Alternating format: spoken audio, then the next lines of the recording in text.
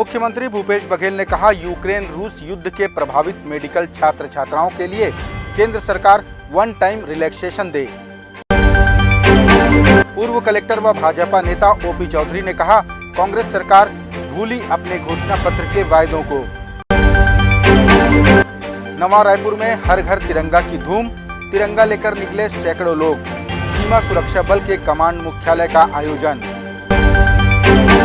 Radium दिशा सूचक नहीं होने के कारण कार डिवाइडर से टकराई, अमलेश्वर में हुई दुर्घटना।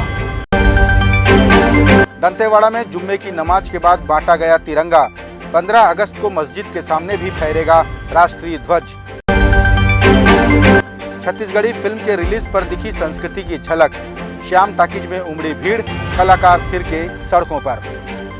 नवा रायपुर में स्थित सीमा सुरक्षा बल के कमांड मुख्यालय द्वारा केंद्र सरकार के गृह मंत्रालय के निर्देश पर हर घर तिरंगा वॉकथन का आयोजन किया गया। इस मौके पर बच्चे, बूढ़े, युवा और महिलाएं बड़ी संख्या में हिस्सा लेकर इस तिरंगा वॉकथन में शामिल हुईं। हर घर तिरंगा की रैली नवा रायपुर के सेक्टर 27 और सेक्टर 30 में निकाली गई। कमांड मुख्यालय के अतिरिक्त महानिदेशक आशीष गुप्ता ने बताया कि लोगों में अपने देश और तिरंगे को लेकर उत्साह है और वे इस अभियान में स्वतः जुड़ रहे हैं। आज हर घर तिरंगा के जो कार्यक्रम किया जा रहा है, उसमें आज सीमा सुरक्षा बल नया रायपुर में करीब 2.5 किलोमीटर वॉकथन का आयोजन किया गया और इसमें बीएसएफ के अलावा सिविल पॉपुलेशन और दूसरे कार्मिकों ने भी बहुत हिस्सा जोर शोर से लिया और हमें बहुत गर्व है कि हम इसका आयोजन हमने किया और हमें इसमें जो देश की प्रति हमारी जो वफादारी, हमारी जो एकता अखंडता है, उसको इसमें काफ़ी हमने जाहिर किया इसमें और हमें गर्व है कि हमने इसमें हिस्सा लिया। प्रदेश के मुख्यमंत्री भूपेश बघेल ने यूक्रेन रूस युद्ध के प्रभावित छत्तीसगढ़ के मेडिकल कॉलेज के छात्र छात्राओं के भविष्य को लेकर चिंता जताई। उन्होंने कहा कि इनकी पढ़ाई और भविष्य को ध्यान में रखते हुए केंद्र सरकार को वन टाइम रिलैक्सेशन देना चाहिए। यूक्रेन और रूस के बीच युद्ध होने के कारण से बहुत सारे हमारे मेडिकल के छात्र छात्राएं हैं देश में वापस आ गए हैं और उसके भविष्य संकट में हैं। तो ऐसी स्थिति में भारत सरकार को वन टाइम रिलैक्सेशन देना चाहिए ताकि उन बच्चों को यहाँ एडमिशन, मेडिकल कॉलेज में एडमिशन मिल जाए अब अलग अलग राज्यों में, तो उनका भविष्य सुरक्षित रह पाएगा, अन्यथा वो बच्चे का भविष्य अंधकार में होगा। भारतीय जनता पार्टी के प्रवक्ता और पूर्व कलेक्टर ओपी चौधरी ने राज्य के अनियमित कर्मचारियों को नियमित करने का वादा याद दिलाते हुए कहा कि कांग्रेस अपने घोषणा पत्र में किए गए वादे से मुकर रही है। कांग्रेस की सरकार नहीं बनी थी तो भूपेश बघेल जी ने, टीएस सिंहदेव जी ने लिखित में इन्हें कहा था, इनके वीडियो भी अवेलेबल हैं कि जिस दिन कांग्रेस की सरकार बनेगी 10 दिनों के भीतर नियमितीकरण कर दिया जाएगा। लेकिन आज दैनिक वेतन भोगी अनियमित कर्मचारी, संविदा के कर्मचारी सड़क की लड़ाई लड़ने को मजबूर हैं और उनकी कोई बात तक सुनने वाला नहीं है। सीएसीबी के जो संविदा कर्मचारी हैं, उनका 2 वर्ष के अंतर्गत नियमितीकरण पहले भाजपा के समय हो जाया करता था, लेकिन उनको भी आज सड़क की लड़ाई रायपुर में, पूरे छत्तीसगढ़ में लड़नी पड़ी।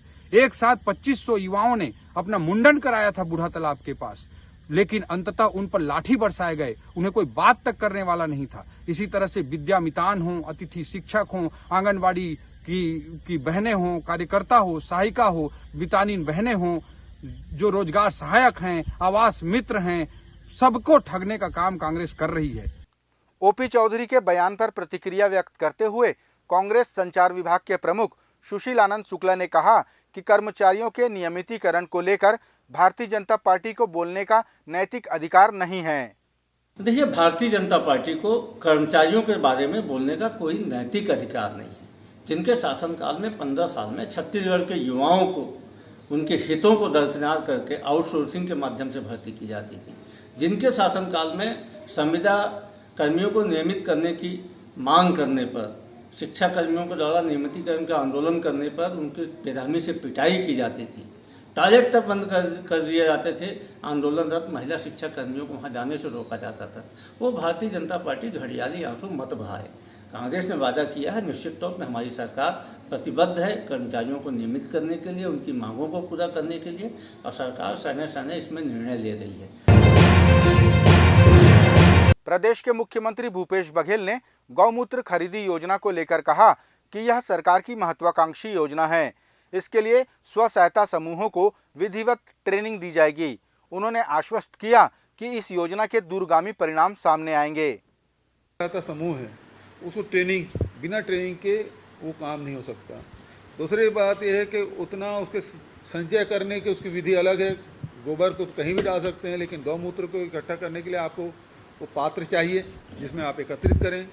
फिर आपकी डिमांड कितना है वो भी आपको देखना होगा कि हमारी डिमांड जितना है उसके हिसाब से उसको उत्पादन करें, नहीं तो रख रखाव एक समस्या बनेगी। इन सब चीज़ों को लेके हम लोग आगे बढ़ रहे हैं। जैसे गोधन न्याय योजना की गोबर खरीदी जब शुरू किए थे तब भी ये समस्या थी, और उस चुनौती को हम लोग सफलतापूर्वक 2 साल संचालित कर रहे हैं और आगे बढ़ रहे हैं। तो गौमूत्र में भी उसी प्रकार से एक एक करके कदम उठाते जाएंगे और उसके खरीदी की व्यवस्था आगे बढ़ेगी। दंतेवाड़ा में जुम्मे की नमाज के बाद सभी नमाजियों को तिरंगा बांटा गया और अपील की गई कि वे इसे अपने घरों पर फहराएं। दंतेवाड़ा जिले के समाज प्रमुख मोहम्मद काशिम ने बताया कि देश के प्रधानमंत्री के आह्वान का स्वागत है। वे और उनके समाज का प्रत्येक व्यक्ति आज़ादी के इस पर्व को लेकर उत्साहित है। उन्होंने अपील की है कि सभी घर में तिरंगा फहराएं। आज़ादी के 75 साल पूरे हो गए। इस खुशी में हमने भी ये तय किया है कि हर मुस्लिम के घर में, हर घर में तिरंगा सजे। इसके लिए हमने अपनी तरफ से तिरंगे का इंतज़ाम किया है और साथ ही मस्जिद में ऐलान भी किया है ज़रूरी तौर पर, और लोगों से निवेदन भी किया है कि हर घर में तिरंगा फहराया जाए, और तिरंगा जो फहराते समय तिरंगे की जो नियमों है उसका पालन किया जाए, इस बारे में भी कहा गया है। और यहाँ 15 अगस्त 2022 यानी सोमवार को मस्जिद के सामने भी सार्वजनिक रूप से झंडारोहण या ध्वजारोहण का कार्यक्रम किया जाना है। इसके लिए भी हमने लोगों से कहा है ज़्यादा से ज़्यादा संख्या में सम्मिलित होकर इस स्वतंत्रता दिवस के अवसर को, स्वतंत्रता दिवस को कामयाब बनाएं। बस यही हमारी निवेदन है। महादेव घाट से पाटन जाने वाली सड़क पर अमलेश्वर के पास एक कार डिवाइडर से टकरा गई। सड़क पर लोक निर्माण विभाग द्वारा रेडियम के दिशा सचेतक नहीं लगाए गए हैं, जिसकी वजह से यह दुर्घटना हुई। हमारे चैनल के माध्यम से कई बार यह खबर दिखाई गई कि सड़क पर रेडियम के दिशा सूचक नहीं लगे हैं, जिसको लेकर कभी भी दुर्घटनाएं हो सकती हैं। इसी के चलते यह दुर्घटना होने की जानकारी भी मिली। रात में बारिश की वजह से वाहन चालक को यह डिवाइडर नजर नहीं आया और उसकी कार टकरा गई।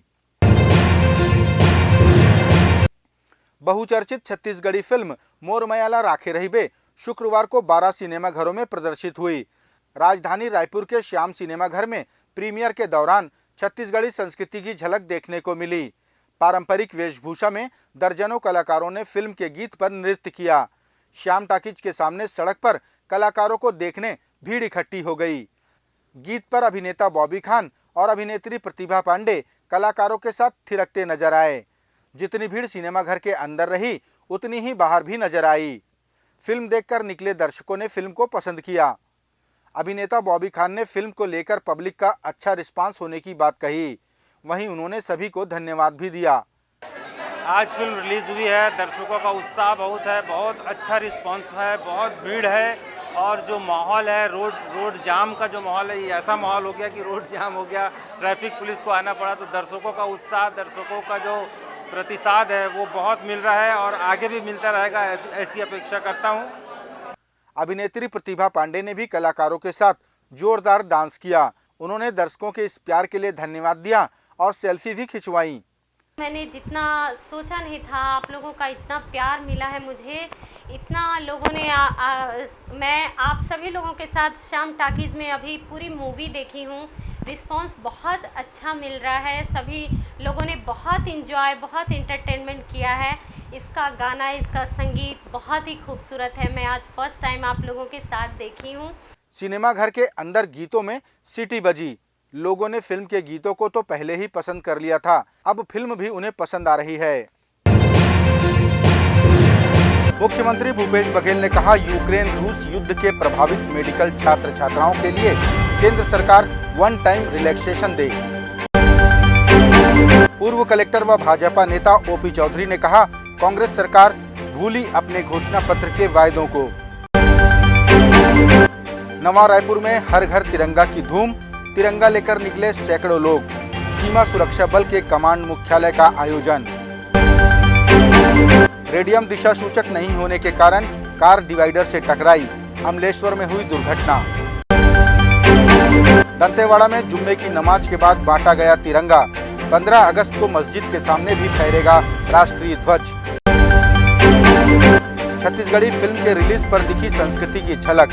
श्याम टाकीज में उमड़ी भीड़, कलाकार थिरके सड़कों पर।